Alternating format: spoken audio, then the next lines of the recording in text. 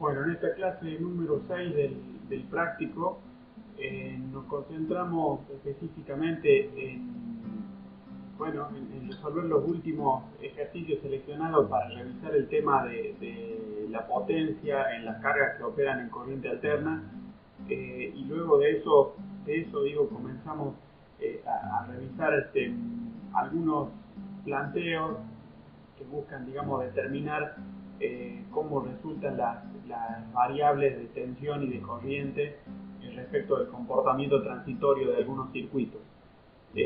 Así que bueno, dicho de otra forma, la mitad de la clase número 6 está dedicada a estudiar algunos cálculos de potencia en alterna, y la segunda mitad está dedicada a estudiar algunos comportamientos transitorios de determinados circuitos, tomados por supuesto de la guía de ejercicios.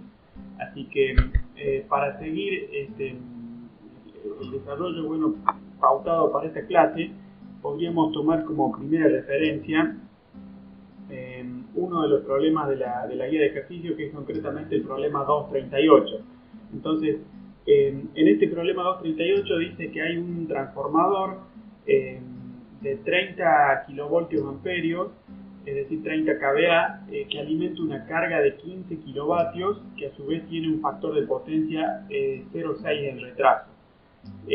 Luego de eso, luego de eso se pide calcular el porcentaje de utilización de la potencia disponible, o sea, respecto de la potencia aparente en el transformador. Se quiere saber, cuál es el porcentaje de utilización. Y después se plantea que se querrían agregar cargas puramente resistivas hasta alcanzar el 100% de utilización del transformador. Eso sería el apartado 2. Y el último apartado pretende agregar cargas también, pero con un factor 0,85 en adelanto, y entonces se querría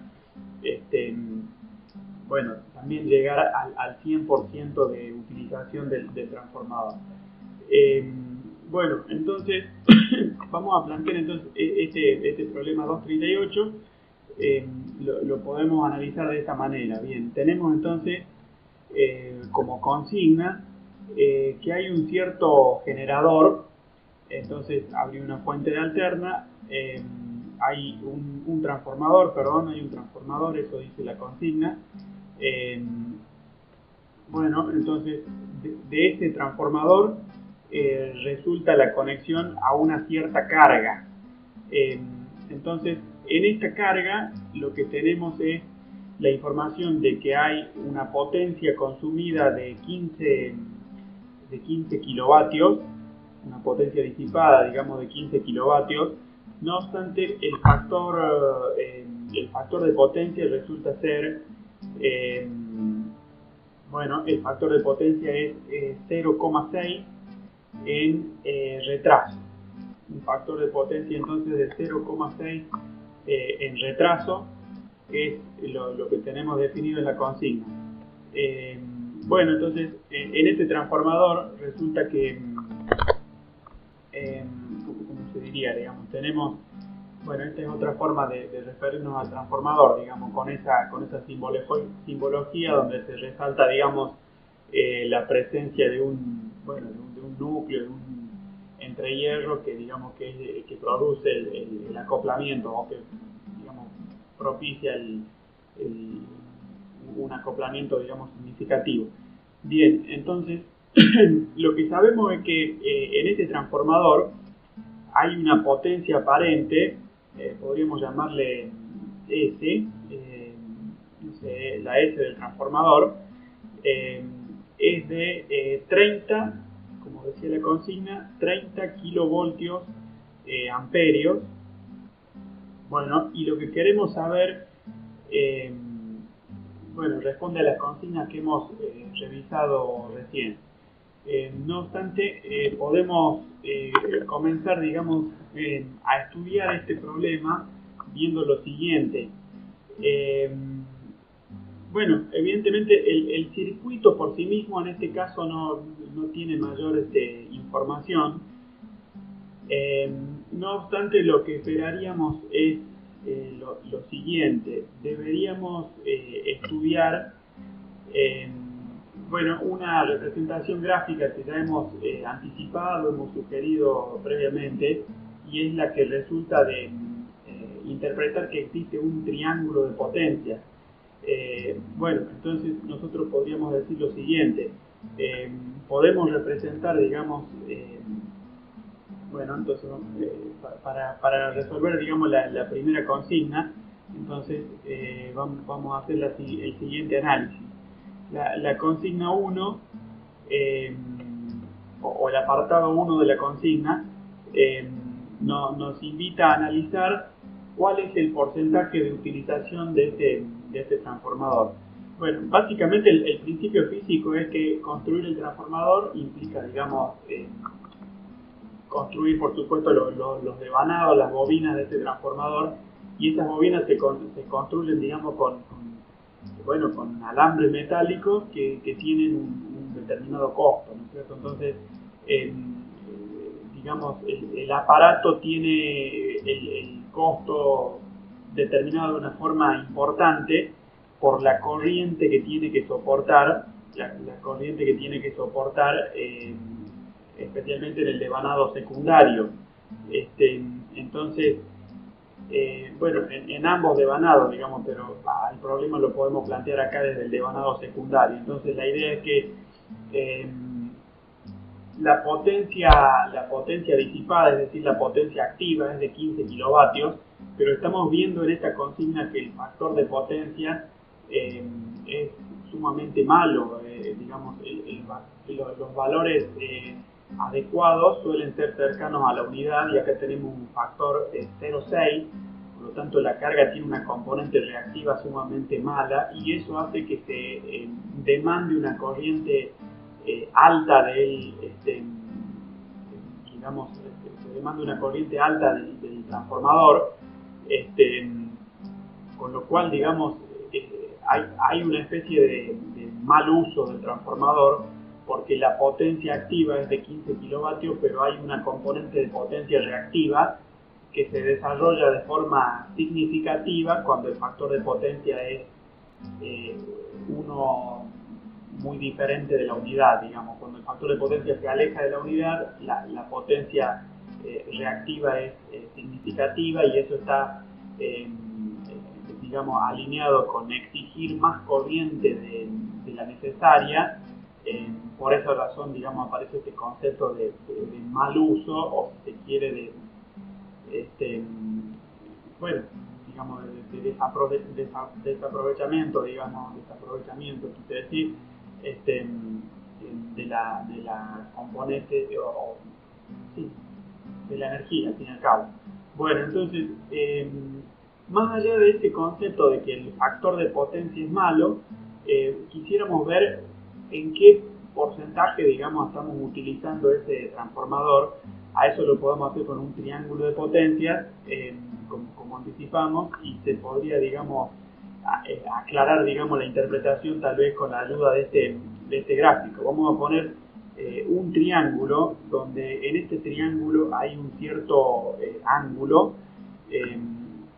podríamos llamarle phi sub 1, o podríamos llamarle, bueno, sí, le vamos a poner phi directamente.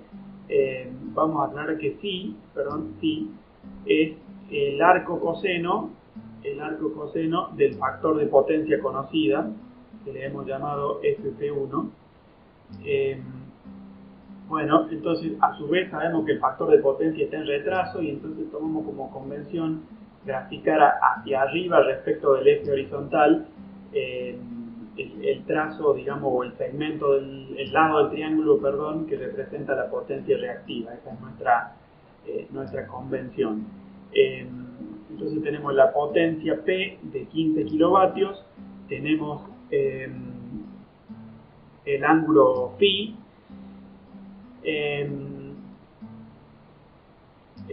tenemos, digamos, la posibilidad de calcular la potencia reactiva. No obstante, en principio no nos hace falta. Bueno, lo que quiero hacerles notar, sin embargo, es que con toda la información que efectivamente disponemos, tenemos la posibilidad de decir cuánto es la potencia aparente que consume la carga, o sea, no la que entrega el transformador, sino la que consume la carga. Bueno, entonces resulta que podemos decir que la potencia activa es igual a la potencia aparente por el coseno de phi. El coseno de phi entonces es eventualmente, en este caso específico, el factor de potencia que hemos simbolizado como FP1. Bien, y a partir de esta ecuación resulta prácticamente directo poder escribir que la potencia aparente es la potencia activa que conocemos de acuerdo a la consigna dividido en el factor de potencia FP1, que sería el coseno phi. Entonces, claro, esto es el coseno de phi, es el factor de potencia que hemos llamado FP1.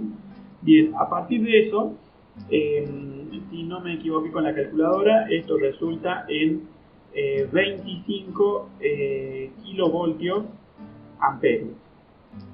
Entonces, hay un correlato muy directo entre la unidad de kilovatio y la unidad kilovoltio amperio.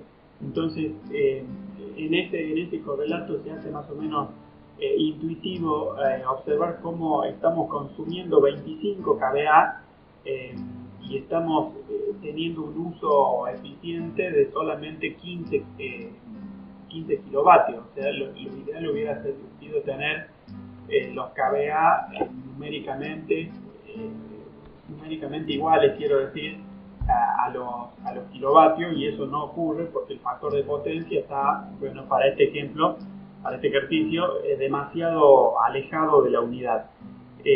Bueno, y a partir de eso resulta el cálculo de qué tanta eficiencia estamos alcanzando. Bueno, entonces evidentemente decimos que la eficiencia la podemos calcular con este cociente, si les parece, S dividido en la potencia que entregaba el transformador multiplicado por 100 para tener el porcentaje, y eso nos da en este caso 83,3%.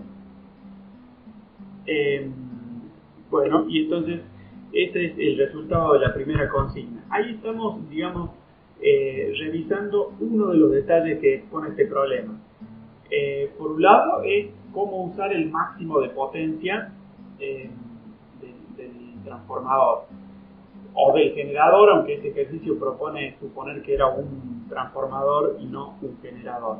En ambos casos el problema es que, digamos, el bobinado se construye con alambre, y cuanto más corriente se demanda, más grueso tiene que hacer ese alambre y más costoso se vuelve el dispositivo propiamente dicho. Bien, entonces acá podemos agregar todavía potencia, porque resulta que al triángulo de potencia lo podemos acompañar de un segundo trazo, que sería, digamos, un círculo, o si se quiere un arco de círculo. Lo vamos a dibujar como un arco solamente en este caso, para no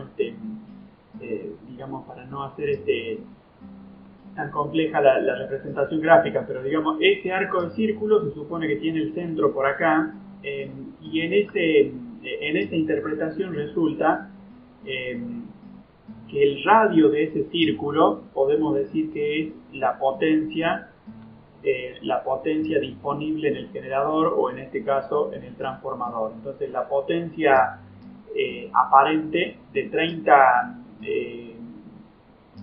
kilovoltios amperios determina una especie de circunferencia de círculo, y nosotros tenemos ocupado el 83%. Entonces esta letra S, que es de 25 kVA, evidentemente tiene una longitud geométrica más pequeña que los 30 kVA que daba la consigna. Bueno, entonces a partir de eso resulta el segundo apartado de la consigna del problema 238, que dice cuántas cargas puramente resistivas podríamos agregar a este transformador sin superar la potencia disponible. Bien, así que a partir, digamos, con esa información podemos agregar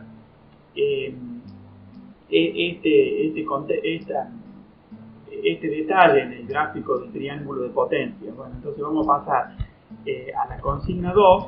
Para ser ordenado vamos a repetir un poco el dibujo. Entonces vamos a decir que respecto del segundo apartado de la consigna, bueno, acá lo escribí como consigna 2.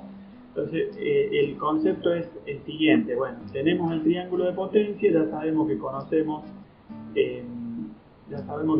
entonces el ángulo phi, porque conocemos el coseno de la carga, el coseno phi de la carga, conocemos la potencia activa, con eso hemos podido determinar cuánto vale S. Por su parte vimos también que podemos, digamos, ver como una circunferencia ¿cómo se diría? La potencia disponible en el generador. Entonces, si lo vemos como una circunferencia, podemos decir que tiene un radio, esa circunferencia tiene un radio que hemos llamado ST. Pero bueno, ahora les quiero hacer notar lo siguiente. Según la consigna, queremos agregar potencia activa sin superar digamos, los límites del transformador, o sea, sin dañar el transformador. Bueno, y eso significaría que si agregamos potencia activa, podemos agregarle a este gráfico un detalle respecto de que, bueno, agregar potencia activa sería como agregar este segmento, es decir, a la potencia que ya habíamos tenido en uso, la potencia P. Ahora le agregamos este segmento que es una potencia adicional, podemos llamarle, no sé, potencia extra. Esta potencia adicional, la agregamos de forma tal que el nuevo valor de potencia aparente, es decir, el nuevo triángulo de potencia que se genere, quede, digamos, bueno, contenido en este gráfico. El primer lado sería uno que contiene la potencia original más la potencia agregada, la potencia extra. Bueno, un detalle interesante es que la potencia Q estaba, digamos, era posible determinarla con la información que ya teníamos. Esa potencia Q, fíjense cómo se mantiene invariante ahora, porque la potencia reactiva no ha cambiado en la condición que se sugiere analizar, es decir, se agrega potencia activa, pero no se modifica la potencia reactiva. Por eso el lado vertical de este nuevo triángulo tiene, digamos, la misma longitud. Y bueno, en este contexto lo que cambiaría es efectivamente la configuración de este triángulo hasta tener acá ST, es decir, digamos, si queremos llegar al límite de la disponibilidad de potencia en el transformador, bueno, la hipotenusa de este nuevo triángulo efectivamente tiene que ser, quiero decir, ST. Bien, entonces para hacer los cálculos que nos interesan, podemos hacer lo siguiente. Podemos ver cuánto valía la potencia Q. Bueno, esa potencia Q podemos decir que se calcula con esta ecuación. Teníamos que la relación de Pitágoras se cumple de esta forma. Podríamos decir que la potencia esa de 25 kVA que habíamos determinado al cuadrado es igual a la potencia activa al cuadrado, que era aquella de 15 kilovatios según la consigna, más la potencia reactiva al cuadrado, que aunque está implícita en esta información, no la habíamos calculado hasta acá. Bueno, entonces ahora podemos decir que Q resulta ser la raíz cuadrada de S al cuadrado menos P al cuadrado. Bueno, teniendo el valor de Q, lo que podemos decir es que, a ver si tengo a mano, el valor de Q. Bueno, no lo resolví numéricamente, no tengo a mano el resultado, quiero decir, pero a partir de esto podemos pensar en otro triángulo que sería el triángulo este de color amarillo. Entonces el triángulo ese de color amarillo, fíjense cómo indica que ST al cuadrado, digo mejor, Entonces st al cuadrado es igual a, digamos, este valor P', bueno, para no introducir esta nueva variable directamente lo podemos escribir como P más la potencia extra al cuadrado, más la potencia Q que acabamos de obtener elevada al cuadrado. Bueno, fíjense que el triángulo amarillo tiene el lado horizontal efectivamente determinado por la suma de P con esa potencia extra que hemos indicado. Así que a partir de esto, ahora podemos decir que la potencia extra, bueno, resolviendo, digamos, numéricamente, podemos identificar que la potencia extra, o sea, quiero decir, despejando de la ecuación en color amarillo, directamente podemos llegar a decir que la potencia extra es la raíz cuadrada de st al cuadrado menos q al cuadrado menos la potencia P de 15 kilovatios que ya habíamos definido antes. Bueno, y si no me equivoqué con la calculadora, como digo, el resultado es de 7,4 kilovatios. Así que esta es la potencia. Esta potencia de 15 kilovatios, de 7,4 kilovatios, es la que efectivamente podemos agregar.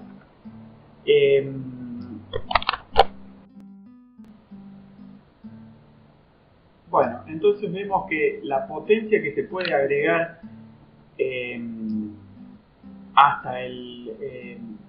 la potencia que se puede agregar en este circuito es de 7,4 kilovatios. Es interesante no perder de vista qué significa haber agregado una potencia de 7,4 kilovatios.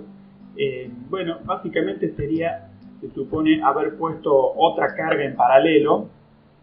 Sería como haber puesto una nueva carga en paralelo con la primera, ya que, digamos, es la forma de operación típica, porque si se pusiera otra carga en serie, bueno, se estaría modificando la tensión que efectivamente llegaría, ya sea la carga original, esta dibujada en color blanco, o la nueva carga, esta que se agrega ahora. Bien, entonces se supone que esta carga agregada, la que trazo en color naranja, podríamos suponer que es puramente resistiva, para que de esa forma se represente, digamos, el principio de haber agregado únicamente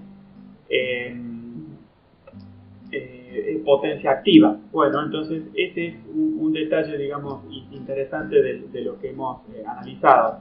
Otro detalle sumamente interesante es que fíjense cómo la carga reactiva, perdón, la potencia reactiva no se ha modificado, pero lo que sí ha cambiado en esta nueva configuración es el ángulo phi, que ahora podríamos llamarle, no sé si les parece, phi sub 2. Este ángulo phi sub 2 en realidad es más chico que el ángulo phi que veíamos anteriormente, por la razón de que bueno, la potencia reactiva ahora no es, digamos, un poco más, ¿cómo se podría decir? La potencia reactiva en comparación con la potencia activa total es un poquito menos significativa. Entonces con eso podríamos hacer los cálculos, no sé, no los pide la consigna, por lo tanto los enuncio así, digamos, entre paréntesis, pero podríamos verificar que phi sub 2 es menor que ese valor phi, dado que, bueno, esta phi sub 2 se puede definir como el arco tangente de Q, perdón, esta es escribir una Q dividido en P más la potencia activa extra que se ha, bueno, agregado a este circuito. Entonces, a partir de esas relaciones resulta, digamos, la definición que se ha agregado potencia activa, pero bueno, digamos, indirectamente se ha tendido a mejorar el factor de potencia. Entonces, bueno, entonces ese sería el primer detalle y las primeras dos consignas de este problema. Vamos a pensar ahora en la consigna número 3, que tiene algunos detalles de cálculo, bueno, algo más desafiantes. Bueno, entonces resulta que la consigna 3 dice que, bueno, aunque la carga original tenía un factor de potencia 0,6 en el retraso, se pide ahora cuántas cargas se pueden agregar en el generador, pero suponiendo que las cargas que se agregan ahora no tienen potencia puramente activa, sino que tienen un factor de potencia 0,85 en adelanto, es decir, que serían cargas capacitivas. El factor de potencia de 0,6 y el retraso que había en la carga original significan que la carga original era de tipo inductiva, pero que ahora se agregan cargas bueno, con un factor 0,85 en adelanto, perdón. Bueno, entonces esta consigna tiene algunos detalles de cálculo que se los quiero mostrar de esta forma. Fíjense, vamos a pensar entonces en la consigna 3 o en el apartado número 3, digamos, de la consigna. Bien, entonces lo que podemos plantear es una representación gráfica que la voy a tratar de hacer con cierto detalle, incluso, digamos, con dimensiones donde sean visibles los detalles, porque efectivamente hay propiedades geométricas que nos va a interesar, digamos, estudiar. Bueno, entonces este es el triángulo original. Vamos a suponer que desarrollamos por acá, digamos que pasa por acá la circunferencia que modela la potencia total que está disponible en el transformador. Entonces la potencia total está, digamos, caracterizada por la potencia aparente, que hemos llamado a su vez St en su momento. Entonces St es la potencia aparente que define el radio de esa circunferencia. Esta era la potencia P. Y lo que queremos hacer ahora resulta de esta manera.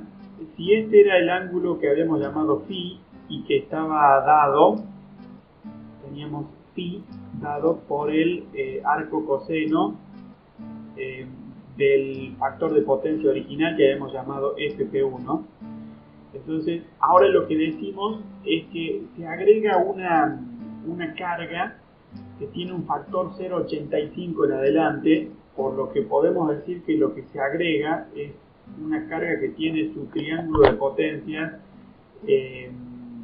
pudiendo ser representado de esta forma. Supongamos que el factor de 0,85 y 0,6 era el triángulo que dibujamos en color blanco y representaba un factor de potencia 0,6. Entonces este triángulo que representa un factor de potencia 0,85 debería tener un ángulo más cerrado, más obtuso, creo que se dice, más agudo, me parece que se dice más agudo. Bueno, entonces la idea es que el triángulo lo dibujamos de esta forma. Bueno, entonces, ¿qué tenemos? Acá no borré más de lo que quería borrar. Voy a corregir entonces, el triángulo está acá. Fíjense que este lado que dibujo acá, este vértice, quiero decir, del triángulo, este vértice es un vértice de 90 grados, porque es un triángulo rectángulo. O sea, la componente P que vamos a agregar en nuestra nueva carga, le podemos llamar P extra, 2, y esta va a ser la componente Q que se agrega. Vamos a llamarle Q sub 2, suponiendo que esta era la potencia reactiva Q que teníamos originalmente. Bueno, entonces fíjense que hay un detalle curioso en que este lado del triángulo efectivamente sobresale respecto de la potencia aparente, porque lo que encontramos es que al construir, digamos, al poner las dos cargas en funcionamiento, la corriente que se demanda del transformador es la que está dada por la potencia aparente total, es decir, los triángulos que llamamos triángulos de potencia, no hay que perder de vista que en realidad son una forma de hacer una forma, si se quiere, más didáctica, más legible de hacer en realidad una suma vectorial. Entonces estaríamos sumando esta hipotenusa con esta otra hipotenusa, si nos vemos dicho así, digamos burdamente. Entonces me interesa hacerle notar que en realidad la restricción que estamos respetando para no digamos, exceder la disponibilidad de potencia en el generador está dada por este segmento en color amarillo, que queda también, digamos, determinado por la potencia disponible en el generador ST. Esta potencia que veíamos por acá era la potencia S. Esta era la potencia S que habíamos calculado de 25 kilovoltios amperios. Bueno, entonces lo que tenemos que saber, de acuerdo a la consigna, es, bueno,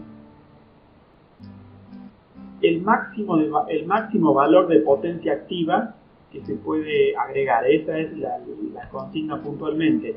Es decir que en esta consigna 3 lo que se pregunta es cuánto vale esta potencia que hemos dibujado en color naranja. Entonces esta potencia quisiéramos saber cuánto vale. Bueno, entonces vamos a hacer un cálculo tendiente a revisar eso. Por un lado podemos encontrar que es posible hablar de un ángulo, que podríamos llamar phi sub 2. Entonces vamos a decir que este ángulo es phi sub 2. Phi sub 2. Entonces vamos a ir numerando las ecuaciones para poder seguirlas. Entonces vamos a decir, primero calculamos phi sub 2 como el arco coseno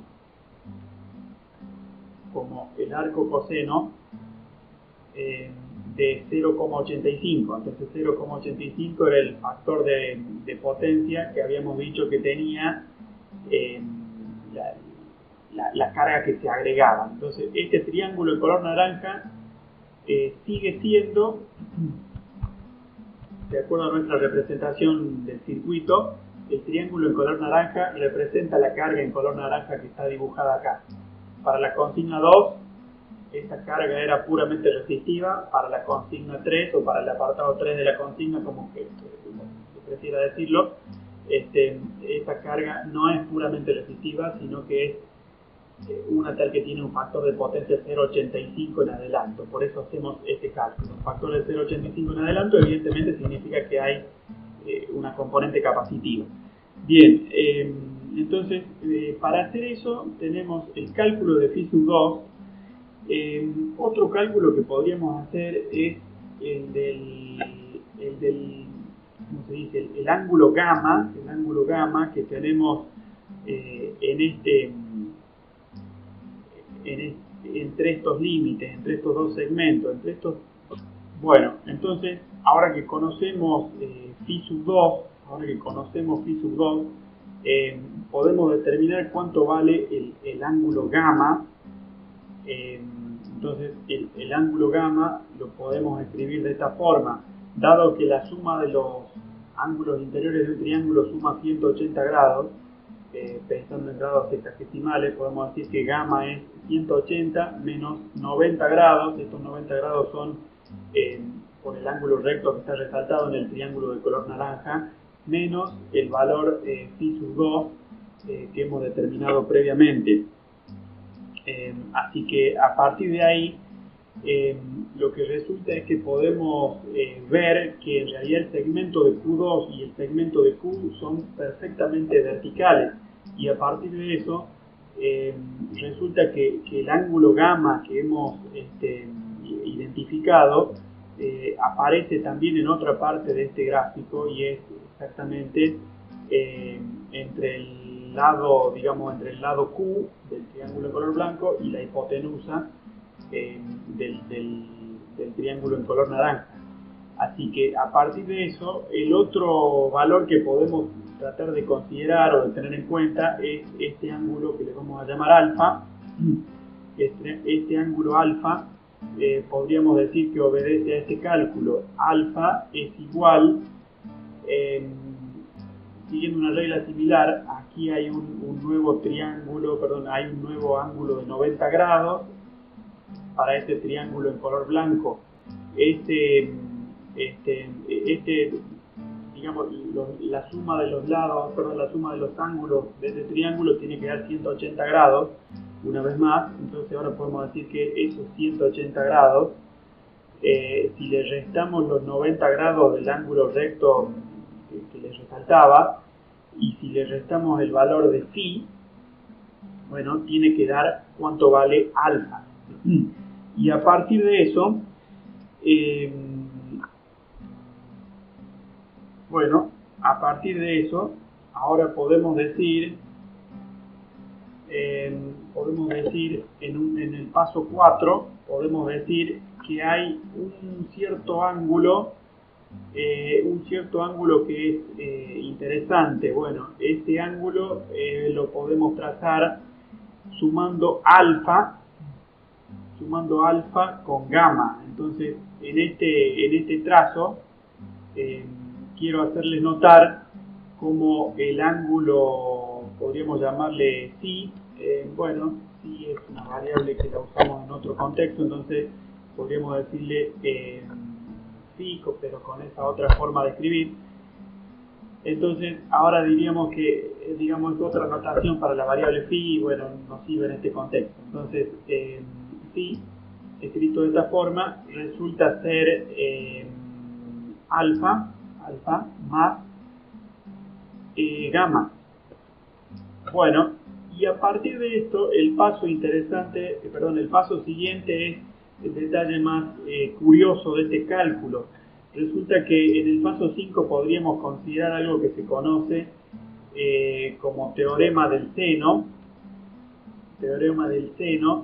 Y la regla es que, digamos, viendo un triángulo, podemos plantear un cociente entre alguno de sus lados y el ángulo perfectamente contrapuesto, digamos.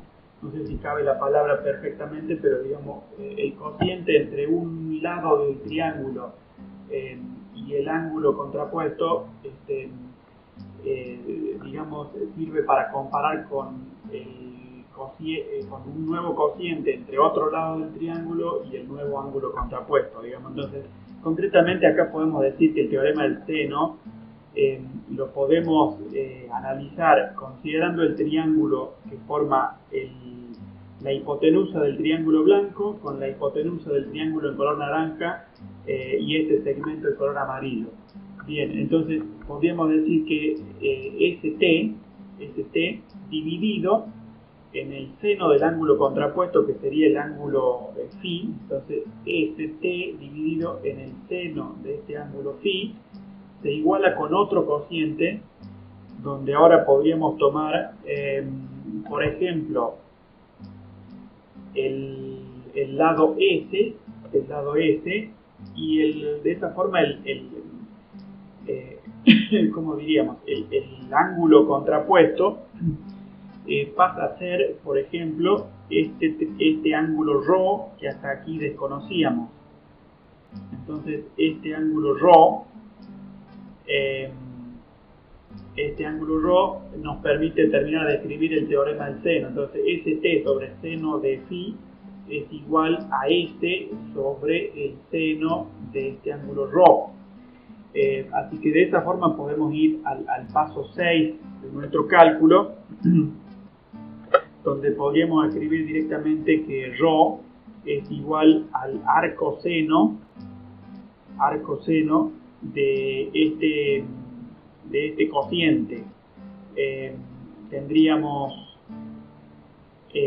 S sobre este T por el seno del ángulo φ. Bueno, entonces revisamos si este despeje es correcto. T, S por el seno de φ. Entonces queremos despejar ρ, entonces arcoseno de S sobre ST. Ajá. Bueno, el seno de φ iría al numerador, si no me equivoco. Bueno, entonces escribimos mejor así. S por el seno de φ, S por el seno de φ dividido en ST.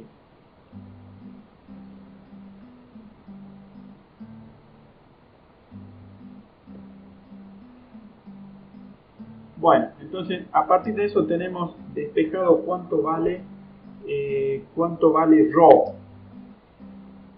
Bueno, el ángulo ρ en realidad no nos interesa tanto. Lo que nos interesaría más concretamente podría ser el ángulo beta. El ángulo beta, que lo vamos a trazar, si les parece, en esta posición del gráfico. Entonces el ángulo beta resulta que obedece a este cálculo.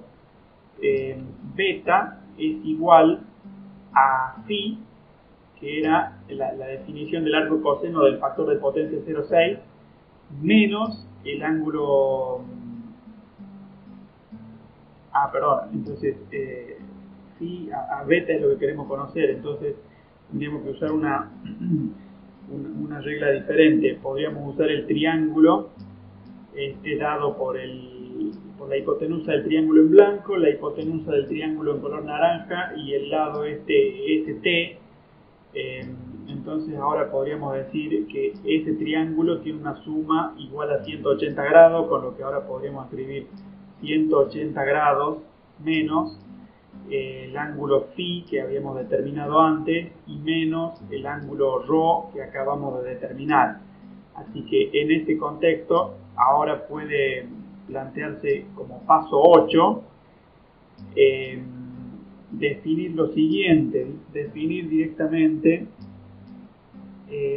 cuánto valdría el ángulo φ, que podríamos llamar φ sub 3, si no me equivoco, φ sub 3 no lo hemos utilizado todavía, entonces φ sub 3 sería el ángulo en la potencia, digamos, el ángulo en el triángulo de potencia resultante luego de agregar esta carga que tiene factor de potencia 0,85 en adelanto. Bueno, entonces ahora sí podemos decir que φ sub 3 es igual a phi menos beta. Este cálculo sí nos sirve. Bien, y de aquí en adelante, bueno, podríamos seguir trabajando de esta forma.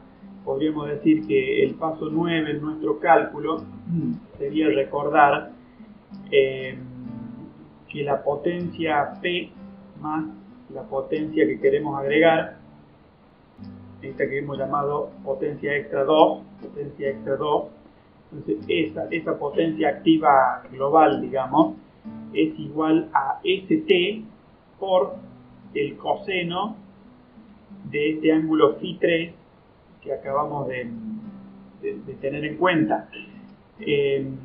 Entonces, con eso podemos decir ahora cuánto vale finalmente, cuánto vale la potencia extra 2, que resultaría en ST por el coseno de phi sub 3 menos la potencia de 15 kilovatios que teníamos establecido, digamos, en la consigna general del problema. Bien, y de acuerdo a de acuerdo a mi cálculo, si no me equivoqué en la calculadora, esto es 12,3 kilovatios. Entonces, dicho de otra forma, este valor que agregamos ahora, que podemos agregar ahora, es de 12,3 kilovatios, mientras que antes solamente habíamos podido agregar 7,4 kilovatios. Entonces podemos, digamos, pensar por qué resulta esa diferencia. Bueno, antes solamente agregábamos potencia activa, con lo cual podíamos rozar esa circunferencia y de esa forma, digamos, garantizábamos no superar la potencia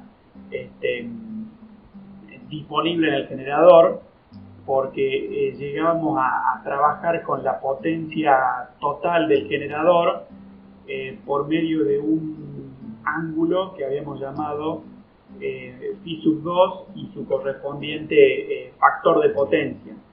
Bueno, en este apartado 3, lo que planteábamos es que no solo agregábamos potencia activa, sino que también agregábamos potencia reactiva, y esta potencia reactiva compensaba la anterior, porque originalmente teníamos un factor de potencia 0,6 en retraso y agregábamos carga que tenía un factor de potencia en adelanto, es decir, que esta carga Q2 que ya dijimos que tenía componente capacitivo, efectivamente tiende a compensar el factor de potencia originalmente visto, que ya habíamos dicho que era sumamente malo. Así que bueno, en este triángulo de potencia dibujado para el apartado 3 de la consigna, no solamente agregamos potencia activa, sino que implícitamente estamos tendiendo a corregir el factor de potencia, porque efectivamente se agrega potencia capacitiva, que es contraria, digamos, a la potencia que globalmente se veía al comenzar que se veía en la carga original. Bien, entonces con todo eso podemos explicar por qué ahora trabajamos con la potencia máxima, que roza, digamos, la circunferencia, pero en relación con un ángulo phi sub 3, que es más chico que phi sub 2, lo podríamos calcular. Bueno, y de esa forma se da, digamos, este detalle geométrico que hasta podemos, digamos, si se quiere superar los límites de la circunferencia con partes del triángulo, digamos, mientras que en realidad lo que sí respeta la circunferencia es nuestro análisis de la potencia de la potencia máxima, perdón, de la potencia aparente, que una vez más queda, digamos, mantenida en ST kilovoltios amperios, de acuerdo con la consigna. Bueno, entonces ese sería digamos, el detalle del problema 238.